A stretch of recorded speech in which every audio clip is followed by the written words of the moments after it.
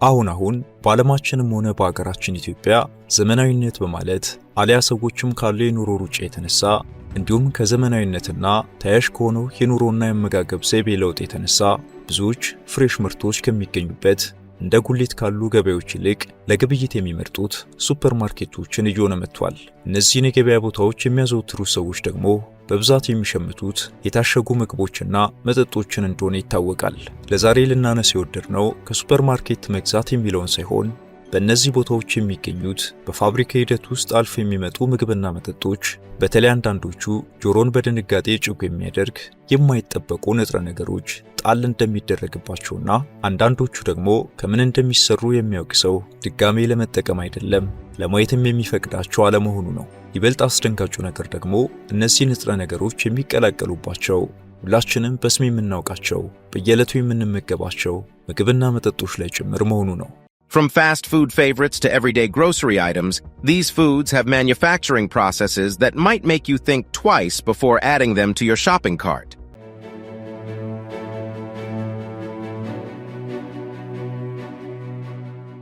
ሰላምና ጤና የምንመኝላችሁ ውድ የቻናላችን ቤተሰቦች፣ በዛሬው ጥንቅራችን ኮካኮላን ጨምሮ ከምን እንደሚሰሩ ቢያውቁ የማይቀምሷቸው ነገር ግን ባለማወቅ በየዕለቱ ሰው በፍቅር የሚጠቀማቸው መጠጥና ምግቦች አሰራራቸውን እንዲሁም ሰዎች በሃይማኖታዊም ሆነ ባህላዊ ምክንያቶች ሊጠቀሟቸው የማይፈቅዷቸው ይዘቶችን ጨምሮ ጉድ የሚያስበሉ ንጥረ ነገሮች ስለሚቀላቀሉባቸው እሽግ ምርቶች ልናስቃኛችሁ ወደናል። እንደተለመደው እስከ ፕሮግራማችን ፍጻሜ አብራችሁን እንድትቆዩ የአክብሮት ግብዣችን ነው።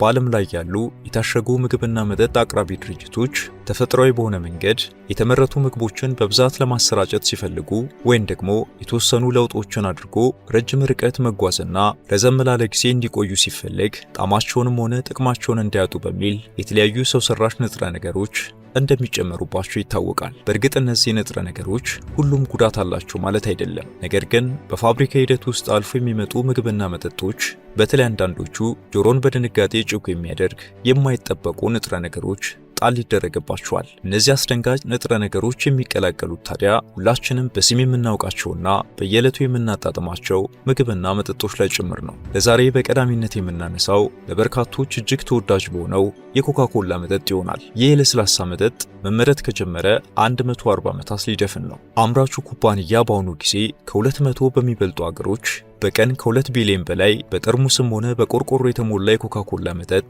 እንደሚቸበችብ መረጃዎች ያሳያሉ። ይህንን ድንቅ መጠጥ ጆን ስቴት ፔምበርቶን የተባለ ፋርማሲስት እንደ አውሮፓ አቆጣጠር በ1886 እንደቀመመው ይነገራል። መጠጡ እጅግ ዝነኛ ከመሆኑ የተነሳ ኮካኮላ የሚለው ቃል ዓለማችን ላይ ኦኬ ከሚለው ቃል ቀጥሎ በብዙ ሰዎች የሚታወቅ ሲሆን በ94% የዓለማችን ሕዝብ ይታወቃል። እስከ ዛሬ ድረስ የኮካኮላ ምርቶች የታሸጉበትን ጠርሙሶች እርስ በርስ ብንደረድራቸው ከምድራችን እስከ ጨረቃ ድረስ ከ1000 ጊዜ በላይ ደርሰው ይመለሳሉ የሚሉ ግምቶችንም እንሰማለን። ኮካኮላ በብዙ ሀገራት ተወዳጅ መጠጥ ቢሆንም የአንዳንድ ሀገራትን ቁጥር ስንመለከት ግን ከሌሎቹ ለየት ይላል። ለአብነት ሜክሲኮ ውስጥ ኮካኮላ በጣም ተወዳጅ ከመሆኑ የተነሳ አንድ ሜክሲካዊ በዓመት በአማካይ 655 ጠርሙስ ጭልጥ አድርጎ ይጠጣል። አንድ አሜሪካዊ 399፣ አንድ ብሪታንያዊ 202፣ አንድ ቻይናዊ 32 እንዲሁም አንድ ህንዳዊ 9 ጠርሙሶችን በአማካኝ በመጠጣት ተከታዮቹን ደረጃዎች ይዘው ይገኛሉ። ተቋሙ እንደዚህ በገፍ ከሚሸጠው ምርቱም በየዓመቱ ከ35 ቢሊዮን ዶላር በላይ ትርፍ ያጋብሳል።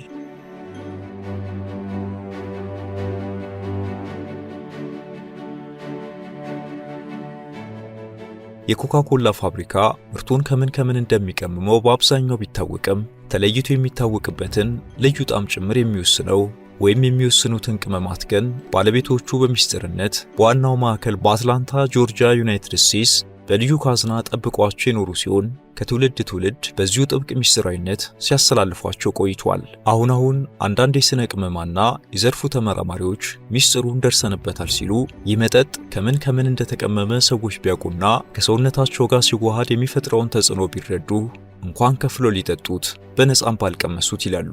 በእርግጥ ቀድመን እንዳነሳነው የኮካ ኮላ ሙሉ ቅመማ ቅመሞችን በትክክል የሚያውቋቸው ጥቂት የድርጅቱ ሰራተኞች ብቻ ናቸው። ቀደም ሲል ኮካ ኮላ ኮኬን የተባለ ንጥረ ነገር ይጨመርበት እንደነበርና በኮካ ኮላ ሱስ ለመያዝ ከፍተኛ ድርሻ ያለው እንደነበር ይታወሳል። በኋላ ግን ኮኬን በመከልከሉ እሱን እንዲተካ የኮካ ኮላ ቅጠል በከፍተኛ መጠን እንዲገባ ተደርጓል። ሌላው ጣዕም የሚሰጥ አሲድና ስኳር ከቅመማ ቅመሞቹ መካከል ናቸው። ነገር ግን ይህ መጠጥ ጥምን ከመቁረጥና መነቃቃትን ከመፍጠር ተሻግሮ ብዙ ጣጣዎች ሊያመጣ እንደሚችል የሚወተውቱ ተመራማሪዎች ቁጥር ቀላል አይደለም። በአንድ ጠርሙስ የኮካ ኮላ መጠጥ ውስጥ ከ39 እስከ 200 ግራም ስኳር ሊገኝ የሚችል ሲሆን ይህ እንደየሀገራቱ የጥራት ደረጃ መደባ ፖሊሲዎች ይወሰናል። ምናልባትም የሀገራችንን የመጠን ልኬት የምታውቁ ካላችሁ ብትነግሩን ደስ ይለናል። እንደ ኮካ ኮላ በስኳር ጣፍጦ የሚቀመሙ መጠጦች ለስኳር ህመም የማጋለጥ እድላቸው የሰፋ መሆኑን የሚገልጹት የጤና ባለሙያዎች ኮካ ኮላን ደጋግሞ መጎንጨት በገዛ ገንዘብ በሽታን መሸመት እንደሆነ ይገልጻሉ። ኮካ ኮላና ሌሎች ስኳርነት ያላቸው መጠጦች ወዶ የሚጠጣቸውን ለስኳር ህመም ከማጋለጣቸውም በላይ ላልተፈለገው ውፍረት የመዳረግ እድላቸውም በእጅጉ የሰፋ ነው። የጥርስ መበላሸት ሌላኛው ጦሱ ነውና ኮካ ኮላን ደጋግመው በመጠቀም ለእነዚህ አደጋዎች ራስዎን ያጋልጡ የመረጃው መደምደሚያ ነው።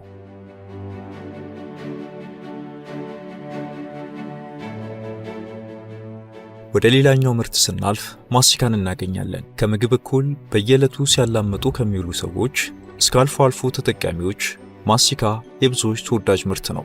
ነገርየው አያሌ የጤና ጥቅሞችም አሉት። በተለያዩ ጊዜ የተደረጉ ጥናቶች እንደሚያሳዩት ማስቲካ ማኘክ ከማንኛውም ጊዜ በላይ እንድንነቃቃና ሐሳባችንን እንድንሰበስብ ያደርጋል። በተለይ በስብሰባና በመማሪያ ክፍል ውስጥ ማስቲካ ማኘክ ነቃ ብለንና ሐሳባችንን ሰብሰብ አድርገን እንድንከታተል ይረዳናል። በተጨማሪም ማስቲካ ማኘክ የምግብ መፈጨትንና ውህደትን ስለሚያግዝ ስለሚያፋጥንም ክብደትን ይቀንሳል፣ የትውስታ አቅምን ይጨምራል፣ መጥፎ ያፍ ጠረንን ይከላከላል፣ የሲጋራ ሱስን ለማቆም ይረዳል ይላሉ ተመራማሪዎች። ማስቲካ እነዚህ ሁሉ የጤና ጥቅሞች ያሉትና የብዙዎች ምርጫ ቢሆንም አሰራሩን በውል ለተረዳ ግን ወቸው ጉድ ያሰኛሉ። ላብነት እርስዎ በየዕለቱ የሚያኙኩት ማስቲካ የበግን ጸጉር ለማለስለስ የሚጠቅም ንጥረ ነገር ከሚያመርተው ዕጢ ቆንጠር ተደርጎ የተጨመረበት እንደሚሆን ጠርጥሮ ያውቃሉ? እንግዲያውስ ይግረማችሁ። ማስቲካ እንደዛ ልስልስ ብሎን የምናጣጥመው ከሚጨመርበት የበግ አካል የተነሳ ነው። ለበለጠ ልስላሴ የአትክልት ቅቤና ግሊሰሪን ጣል ይደረግበታል። አንዳንድ ማስቲካዎች ለጣም ብቻ ሲሰሩ፣ ሌሎች ደግሞ ለተለያዩ የጤና ጥቅሞች ሲባል ይፈበረካሉ። ከሱስ ለማገገሚያነት፣ ክብደት ለመቀነስና ነቃ ብሎ ለመዋል እንዲደረጉ ተደርገው የሚፈበረኩትን ለአብነት መጥቀስ እንችላለን። ማስቲካ ከጥቅሙ ያልተናነሱ ለማጣፈጫነት ከሚጠቀሟቸው ንጥረ ነገሮች ጋር የተያዙ ጉዳቶች እንዳሉት ደግሞ በርካታ መረጃና ጥናቶች ወጥተዋል። የመገጣጠሚያ ጡንቻዎች ህመም፣ የጨጓራና አንጀት ህመም እንዲሁም የአርቲፊሻል ማጣፈጫዎች አለርጂክ ያለባቸው ሰዎች ደግሞ ቶሎ ሽንት ቤት መሯሯጥ ሊያጋጥማቸው ይችላል ይላሉ በዘርፉ ጥናት ያደረጉ ተመራማሪዎች። ውድ ተመልካቾቻችን ከዚህ በኋላ ማስቲካ ወደ አፍ አይገባም አሉ ወይንስ ጥናት አደረገን ያሉትን ሰዎች አላመናችኋቸውም? ለማንኛውም የማስቲካን ነገር በዚሁ እንቋጭና ወደ ሌላኛው ምርት ደግሞ ስናልፍ አይብን እናገኛለን። ውድ የመሿለኪያ ላይፍ ቤተሰቦች አብራችሁን ስለሆናችሁ ከልብ እናመሰግናለን። በአጭር ጊዜ በበርካቶች ተወዳጅ የሆነችው መሿለኪያ ላይፍ ቻናል የበለጠ እንድታደግ ሰብስክራይብ ያላደረጋችሁ አንድ ጊዜ ሰብስክራይብ በማድረግ እንድንበረታ እንድታግዙን አስታውሰን ተረካችንን እንቀጥል። አይብ የብዙዎች ተወዳጅ ምግብ መሆኑ ለክርክር የሚቀርብ ጉዳይ አይደለም። በዓለማችን ላይ እጅግ ተወዳጁና በዋጋም ተነጻጻሪ የሌለው የአይብ አይነት የአህያ አይብ እንደሆነ ያውቃሉ? በእርግጥ የተለያዩ ማህበረሰቦች የተለያዩ የምግብ ባህል ስላላቸው የአህያ ተዋጽኦን እንዴት መረጡ ብለን ፍርድ መስጠት አንችልም።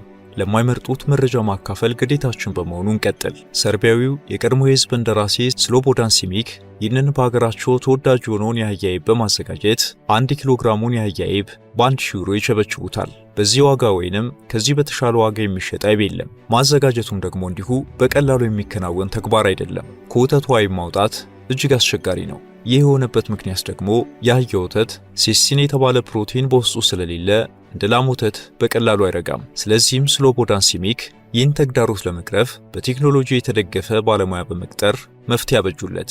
ይህ ቀመር እንደ ኮካ ኮላ ቅመሞች በከፍተኛ ሚስጥር የተያዘ እንደሆነም ሰውየው ይናገራሉ። አህዮች ከላሞች ያነሰ የወተት ምርት ስለሚሰጡ 1 ኪሎ አይብ ለማምረት 25 ሊትር ወተት ያስፈልጋል። በከፍተኛ ድካም የሚቀመመውን ይህን የአህያ አይብ ፍቅረኞቻቸውን ለማስደሰት የሚፈልጉ ወጣት ወንዶች በስጦታ መልክ ይህን አይብ እንደሚጋብዟቸው ይነገራል።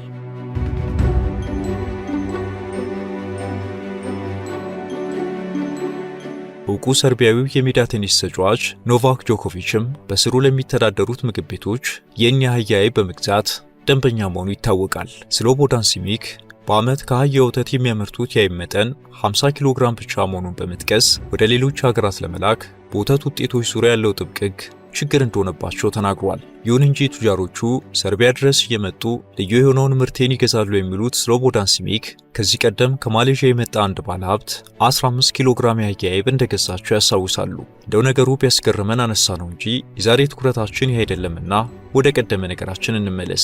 በዘመናዊ መልኩ የሚቀናበር ማንኛውም አይብ ወተትና ኤንዛይም የተካተቱበት ነው። የሰው ልጅ አይብን ከዛሬ 800 ዓመት በፊት ጀምሮ ይጠቀም እንደነበር ታሪክ ያስረዳናል። አሁን በተለያዩ ምግቦቻችን በተለይም እንደ በርገር ባሉት ላይ የሚካተቱ አይብ ወይንም ቺዝ ጥንካሬና ተለጣጭ ይዘት እንዲኖረው በበግ ጨጓራ ተጠቅልሎ ይሰራ የነበረ ሲሆን በኋላ ላይ ግን የበጉን የጨጓራ ሞራ በመክፈፍ ከቺዙ ጋር እንደሚቀላቅሉት ተሰምቷል። እንግዲህ እስካሁን ከወተት የተሰራ ነው ብሎ ካጣጣሙት ቺዝ ውስጥ የበግ ወድ ዕቃ ሊኖርበት እንደሚችል ልብ ይበሉ እያልን ወደ ቀጣዩ ምርት ደግሞ እንሻገር።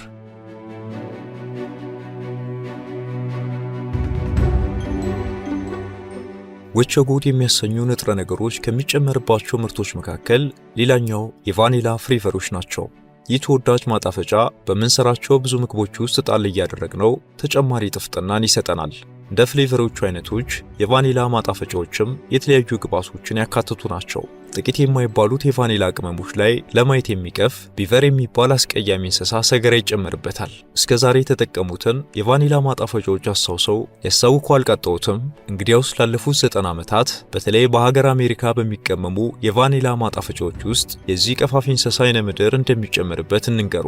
በነገራችን ላይ የዚህ እንስሳ አይነ ምድር ለሌላ ጉዳይም ይውላል። ለምሳሌ ስታርባክስ በልዩ ትዕዛዝ ቡና ለሚያዘጋጅላቸው ደንበኞቹ የሚያቀርበውን ቡና መጀመሪያ ይህ ቢቨር የተባለ እንስሳ እንዲበላው ይደረግና በሚጸዳዳ ጊዜ ከገለፈቱ የተለየውንና ጥንቅቅ ብሎ የወጣውን የቡና ፍሬ በመሰብሰብ በከፍተኛ ዋጋ ለሽያጭ ያቀርባል።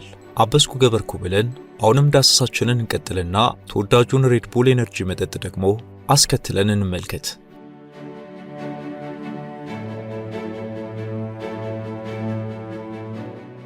እንደ ሬድ ቡል ያሉ መጠጦች ቀድሞም ቢሆን ባላቸው የስኳርና ካፌን መጠን ተደጋግመው እንዲወሰዱ አይመከርም። ሌላ ይህንን መጠጥ አያሳየኝ የሚያስብሉ ምክንያቶች ደግሞ አሉ።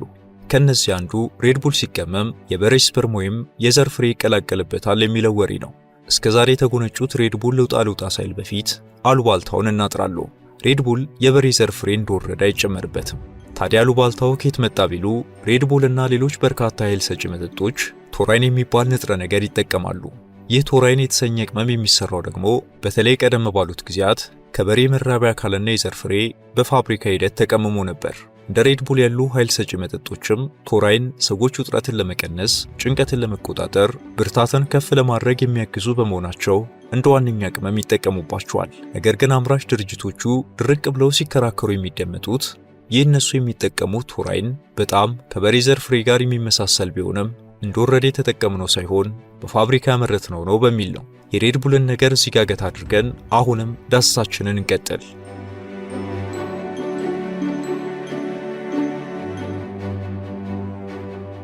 አሰራራቸውን ብታውቁ በገንዘባችሁ ገሳችሁ ባልበላችኋችሁ የተባለው ሌላኛው ምርት ማር ነው። ይሄ ታዲያ ከጓሮ ቆርጦ የሚበላውና ሳይበረዝ ለተጠቃሚ የሚያቀርበውን የሀገራችንን ገበሬ የሚመለከት አይደለም። በነገራችን ላይ ንጹህ ማር በቫይታሚንና በተለያዩ ንጥረ ነገሮች የበለጸገ ሲሆን እነዚህ ቫይታሚኖችና ንጥረ ነገሮችም ሰውነታችንን ከባክቴሪያዎች ይከላከላሉ። ማር የሰውነታችንን የበሽታ መከላከል አቅም በመጨመር ረገድም አይነተኛ ሚና አለው። ከዚህ ባለፈ በምዕራባውያኑ ፋብሪካዎች ተቀመሙ የሚሸጡ የማር ምርቶች ግን የጥቅማቸውን ያህል የጎንዮሽ ጉዳት እንዳላቸው ይነገራል። ምክንያቱም ታሽገው በብዛት የሚሰራጩት የማር ምርቶች ከተለያየ አካባቢ የሚሰበሰቡና የማሩ ይዘትና ጥራት ደግሞ ንቦቹ በሚቀስሟቸው ተክሎች አበባዎች ላይ የተመሰረተ በመሆኑ ከአንዳንድ ተክሎች የሚገኙ የማር ምርቶች የመርዝነት ባህሪ ያላቸው። ፈረንጆቹ ይህንን ሁኔታ ማዳኒ ፖይዝኒንግ ወይንም በአበደ ማር መመረዝ ይሉታል። ሁኔታው በአካባቢው የተወሰነ በመሆኑ ምናልባትም በቱርክ ሸለቆዎች የተመረተ ማር ካልገጠማችሁ ለዚህ ስጋት አይግባችሁ። የማዳኒ ፖይዝኒንግ አብዛኛው ኒውሮቶክሲን በሚባል ንጥረ ነገር ምክንያት የሚከሰት ሲሆን ይህ ኬሚካል ደግሞ በሰውነታችን ነርቭና ጡንቻዎች ላይ ጉዳት ያደርሳል። ድካም ማለትና ማስታወክ ሊያጋጥም ይችላል። ደም ግፊት መቀነስም ሊገጥም ይችላል። የዓለም የጤና ድርጅት ከ1 ዓመት በታች ለሆነ ሕፃን ማር እንዳታቀምሱት የሚለው ማስጠንቀቂያው ከዚሁ የጎንዮሽ ጦሱ ጋር የተያያዘ ነው። ማር መብላት ብዙ ጥቅሞች ያሉት ቢሆንም በተለይ ወደ ቱርክ የምትጓዙ ሰዎች ግን ጥንቃቄ አድርጉ የሚሉ ምክር ሐሳቦችም ይሰነዘራሉ።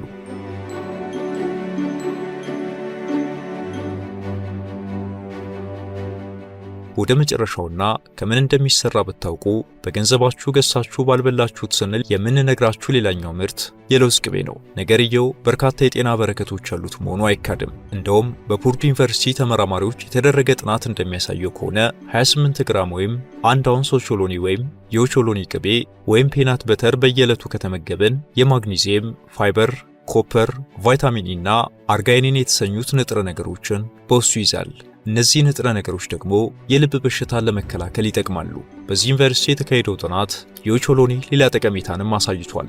ኦቾሎኒ ረሃብን በማሳገዝ ከፍተኛ ጠቀሜታ አለው የሚሉት አጥኚዎቹ በቅርብ ያገኙት ምግብ ኦቾሎኒ ብቻ ከሆነ የሚመገቡት ረሃቦን ለ2 ሰዓት ተኩል ያህል ያሳግስልዎታል ይላሉ።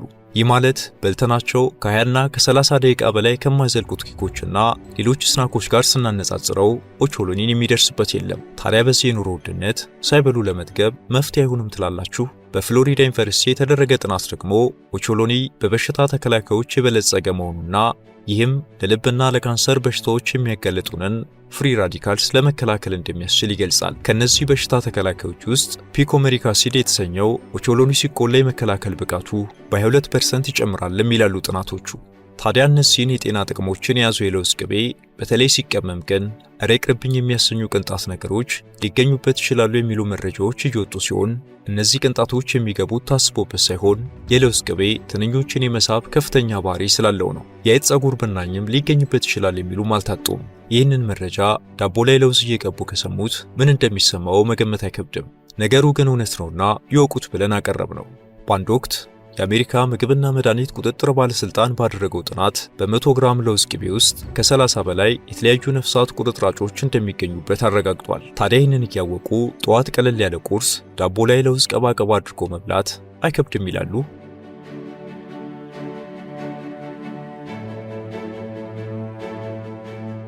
ውድ የቻናላችን ቤተሰቦች እንግዲህ ወደንና ፈቅደን በፍቅር ያጣጣምናቸው ምግብና መጠጦች ምን ይዘዋል ስንል በወፍ በረር ያስቃኘንበት የዛሬ ጥንቅራችን ይህንን ይመስል ነበር።